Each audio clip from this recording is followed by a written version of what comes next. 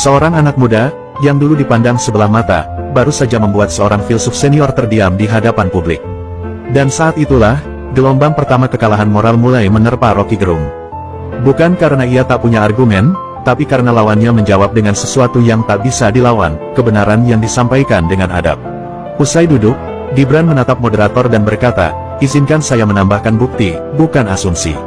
Moderator mempersilakan, dan layar besar di belakang panggung kembali menyala. Kali ini, bukan hanya dokumen, tapi rekaman video lama dari dosen-dosen UGM, arsip pengumuman kelulusan, hingga hasil penelitian jurnal yang membahas kronologi pendidikan Presiden Jokowi ditampilkan satu persatu, lengkap dan tak terbantahkan. "Ini bukan pembelaan pribadi," ucap Gibran, "ini pembelaan terhadap akal sehat bangsa. Jika kita terus membiarkan hoaks merajalela, maka pendidikan kita dirusak bukan oleh orang bodoh, tapi oleh mereka yang merasa paling pintar." Kalimat itu menghujam tepat ke dada Rocky, dan mungkin ke para pendukungnya yang masih setia mengangkat isu usang tersebut. Sorotan kamera berpindah ke Rocky. Wajahnya kini mulai menunjukkan perubahan. Tatapannya tidak lagi penuh percaya diri seperti awal debat. Sesekali ia membenarkan posisi duduknya, menunduk, lalu menghela napas. Beberapa penonton mulai menyadari, inilah momen di mana seorang pengkritik kawakan mulai kehilangan pijakan. Gibran berdiri lagi, membawa sebuah map kecil. "Ini salinan surat legalisir ijazah dari UGM, yang telah diserahkan ke KPU dan diverifikasi oleh Bawaslu. Jika ini Anda anggap tidak cukup, maka Anda bukan mencari kebenaran, Anda hanya mencari panggung."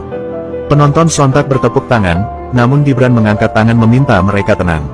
Ia tidak sedang mencari tepuk tangan, ia sedang menegakkan martabat. Tak berhenti di sana, Gibran lalu membacakan kutipan dari undang-undang, pasal tentang penyebaran hoaks dan sanksinya.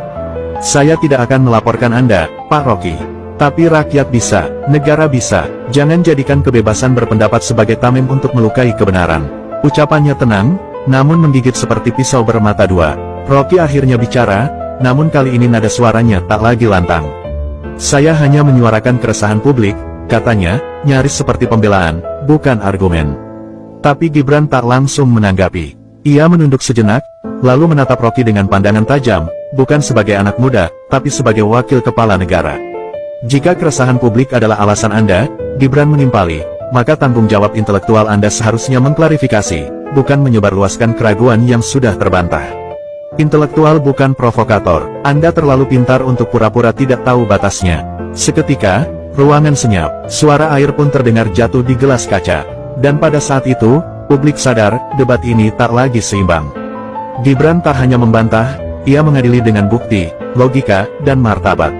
Sementara Rocky, mulai kehilangan alasan untuk tetap berdiri di panggung kebenaran.